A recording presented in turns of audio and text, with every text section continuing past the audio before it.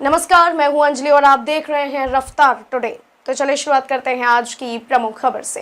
तवांग में मुंह की खाने के बाद चीनी विदेश मंत्री वांग यी बोले कि भारत के साथ चीन चाहता है अच्छे रिश्ते। चीन के विदेश मंत्री वांग यी ने कहा कि उनका देश बेहतर द्विपक्षीय संबंधों के लिए भारत के साथ मिलकर काम करना चाहता है। वांग का यह बयान 9 दिसंबर को अरुणाचल प्रदेश के तवांग में भारत चीन की सेनाओं के बीच हुए टकराव के बाद आया है। वांग ने साल के अंत में होने वाले एक रिव्यू कार्यक्रम के दौरान ये बात कही। भारत और चीन के संबंध में साल 2020 से ही खराब चल रहे हैं। मई 2020 में पूर्वी लद्दाख में वास्तविक नियंत्रण रेखा एलएसी पर विवाद शुरू हुआ था। उसके बाद उसी साल गैलवान में हुए हिंसा ने रिश्तों को और बिगाड़ दिया था। मगर अब चीन एलएसी के दूसरे हिस्सों पर भी तनाव पैदा करने की कोशिश कर रहा है। वांग, जो कि चीन की सत्ताधारी कम्युनिस्ट पार्टी के पोलित ब्यूरो के सदस्य भी हैं, उन्होंने एक सम्मेलन में कहा, भारत और चीन ने सैन्य और राजनयिक माध्यमों को से संपर्क बरकरार रखा है।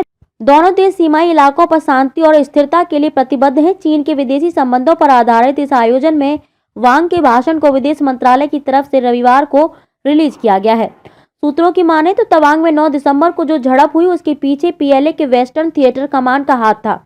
जो टकराव हुआ था उसमें भारतीय सैनिकों ने बहुत बुरी तरह से चीनी सैनिकों को पीटा था। अरुणाचल प्रदेश के तवांग के यांगत्से में भारत और चीन की सेनाएं आमने सामने थी। करीब 300 चीनी सैनिकों ने जब भारत की सीमा में दाखिल होने की कोशिशें की थी तो भारतीय सेना की सूत्रों की माने तो तवांग में हुए टकराव में चीन के काफी सैनिक घायल हुए हैं, जबकि घायल भारतीय सैनिकों की संख्या काफी कम है और उन्हें हल्की चोटें आई हैं।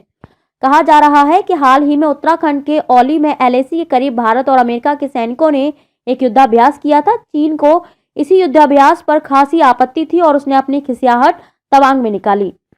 चीन के विदेश मंत्रालय की तरफ से इस पूरे मामले पर जो बयान दिया गया है वह भी हैरान करने वाला था।